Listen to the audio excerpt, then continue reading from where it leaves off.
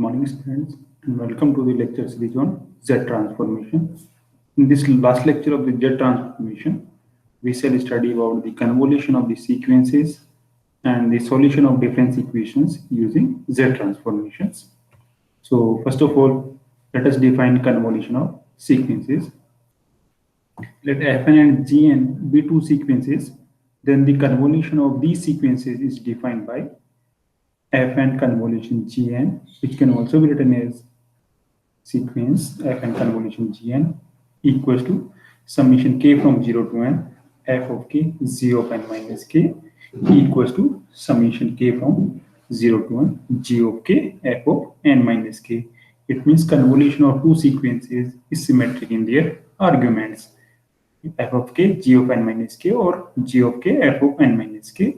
Now, if we expand this finite series, then we get f of 0 gn plus f1 gn minus 1 plus f2 gn minus 2, and in the end we get fn z naught, right? So this is our convolution of two sequences. Now let us define convolution theorem for the Z transformation.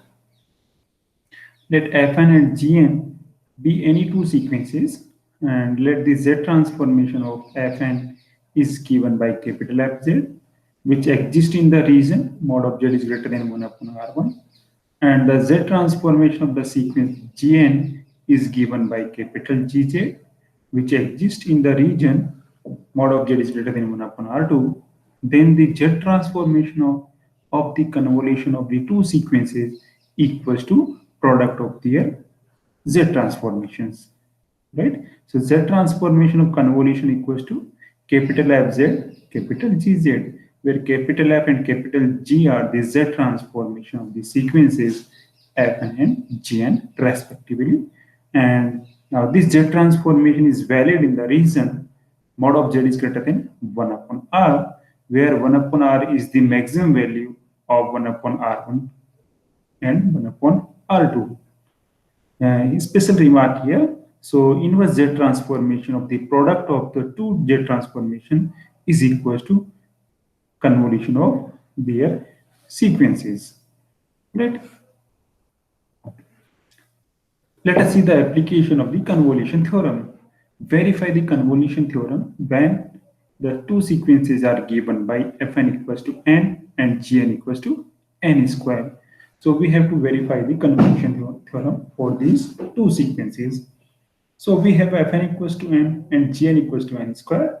So therefore, by the definition of the convolution of the two sequences, fn convolution gn equals to summation k from 0 to n f of k g of n minus k, which is equals to summation k from 0 to n k square times n minus k, because we know that the convolution of two sequences is symmetric in their arguments. The f of k g of n minus k can be written as f of n minus k g of k. So this is k square times n minus k. Now if we simplify this, then we get n times summation k from 0 to n k square minus k cube k from 0 to n. And we know the summation of k square for finite number of n terms is n into n plus 1 times 2n plus 1 upon 6.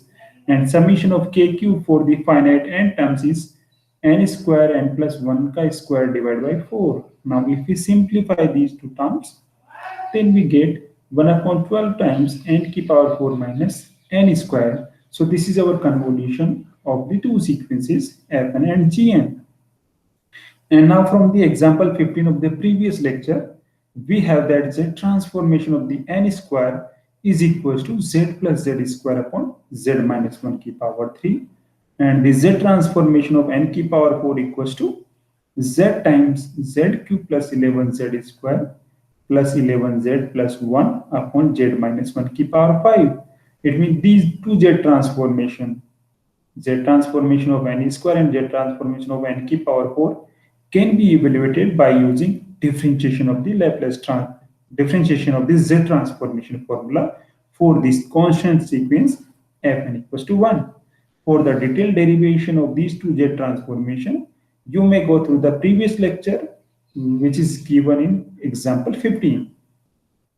So now Hence, the Z transformation of the convolution of the two sequences is equals to 1 upon 12 times Z transformation of n to power 4 minus Z transformation of n square. So here we have used linearity property for the Z transformation because we know that convolution of two sequences is given by this relation.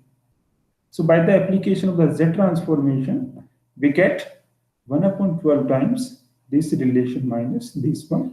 Now if we simplify both these two terms, then we get Z cube plus Z square upon Z minus 1 to the power 5. It means Z transformation of the convolution of two sequences is given by this relation. Now we know that Z transformation of the sequence Fn equals to Z upon Z minus 1 chi square, and the Z transformation of the sequence Gn equals to n square is given by Z square plus Z upon Z minus 1 to the power 3. Now if we multiply both these two, Fz and Gz, then we get the required result, which is Z cube plus Z square upon Z minus 1 to the power 5. Right? So therefore, the Z transformation of the convolution of two sequences is equal to product of their Z transformations. Right? Now, next we define the solution method for the solution of difference equations. So first of all, let us define what is the difference equation. A relation of this form, yn plus k plus a1 yn plus k minus 1 plus a2 yn plus k minus 2 up to ak yn equals to function of n. Here yn plus k minus 1 are the argument of the sequences basically, where ai equals to 1 up to k are the constant terms, in y of n plus I equals to value of y at the point n plus I, where I equals to 0 to k. Now this type of relation is known as a linear constant coefficient difference equation of order k. Now here the order of the difference equation is the difference between the largest and the smallest arguments in the difference equation. So here largest argument is y of n plus k and the smallest argument is y of n. So therefore the difference between these smallest and largest arguments is of k. So therefore the order of this equation is k, and the difference equation is called homogeneous if fn equals to 0. It means if right hand side equals to 0, then we say that our difference equation is homogeneous. Otherwise this equation is known as non-homogeneous difference equation. Now a linear difference equation of this type with constant coefficients can be solved by using Z transformations. And to solve such type of difference equations, we use the same methods as we use in Laplace transformation method and Fourier transformations. So we take the Z transformation of the given difference equation, both sides, and then use the proper linear property or any basic property which is required. Then we solve the difference equation for the Z transformation of the lowest term, then simplify for that term, and then we take the inverse Z transformation to get the required solution of the Z difference equation basically. So let us see the application of this Z transformation method to solve the difference equation. Suppose we are given a difference equation by this relation: yn plus 3 minus 6 yn plus 2 plus 12 yn plus 1 minus 8 yn equals to 1, with the condition that y0 equals to 1, y1 equals to 1, and y2 equals to 2. So here the coefficients of the difference equation are constants. So therefore this is a constant coefficients difference equation, and it is of order 3 because the difference between the largest and the smallest argument is 3, because here smallest argument is n and the largest argument is n plus 3. So therefore the difference is 3. So this is third order linear constant coefficient difference equations. So we need three conditions which are given by these three relations: y0, y1, and y2.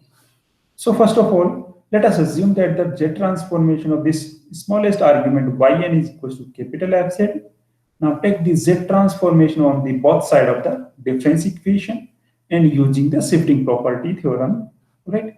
Because here we need the Z transformation of y of n plus 3 when we know the Z transformation of yn. So we use shifting theorem here. So by the application of the shifting theorem, the Z transformation of this first term yn plus 3 is equals to Z cube times capital Fz minus y naught minus y1 upon z minus y2 upon z square minus Z transformation of this second term y of n plus 2 equals to z square times capital Fz minus y naught minus y1 upon z plus Z transformation of this term yn plus 1, which is z times Fz minus y naught minus times 8 Fz, and the Z transformation of this constant sequence 1 is z upon z minus 1. Now, if we simplify this, then we get z cube minus 6z square plus 12z minus 8 times capital Fz minus z cube minus 6z square plus 12z times y naught minus z square minus 6z times y1 minus z times y2 equals to z upon z minus 1. Now, if we substitute the values of y0, y1 and y2 from the given conditions, and then we get z cube minus 6z square plus 12z minus 8 times fz minus z cube minus 6z square plus 12z minus z square minus 6 minus 2z equals to z upon z minus 1. Now, if we simplify this equation for capital Fz, then we get z minus 2 की power 3 capital Fz equals to z upon z minus 1 plus z cube minus 5z square plus 8z. Now, simplification of these two terms gives z की power 4 minus 6z cube plus 13z square minus 7z upon z minus 1. So this implies that capital Fz equals to z की power 4 minus 6z cube plus 13z square minus 7z upon z minus 1 times z minus 2 की power 3. Now, to find the solution of the difference equation, we need to find the inverse Z transformation of these terms. So for this one, we use the partial fraction method, first of all, and to find the linear factorization of this term. So we get capital Fz equals to minus z upon z minus 1 plus 2 z upon z minus 2 minus 11 upon 8 2z upon z minus 2 का power 2 plus 3 upon 8 2z upon z plus 2 z minus 2 की power 3. So for the detailed partial fraction method, you can go any intermediate book for the partial fraction method, right? So now, taking the inverse Z transformation of this term, we get inverse Z transformation of this term is 1, inverse Z transformation of this term is 2 की power n, and the inverse Z transformation of these two third and fourth term are obtained by using differentiation of this Z transformation formula, and the inverse Z transformation of this term is n times 2 की power n, and the inverse Z transformation of this term is n square times 2 की power n, right? So these two inverse Z transformations are evaluated using differentiation of these Z transformation formulas, right? So after simplification, we get that yn equals to, which is the inverse Z transformation of the capital Fz, equals to 2 raised power n minus 3, 16 minus 11n plus 3n square minus 1, which is our required solution of the given difference equation. This is your exercise for you to solve the difference equation using Z transformation. First problem is y of n plus 2 minus 4yn equals to 0, given that y0 equals to 0 and y1 equals to 2. So given equation is of second order because the difference between the smallest and largest argument is 2, and this is homogeneous also, so you can try it yourself. Similarly, second, third and fourth problem, you try yourself to get confidence. Thank you.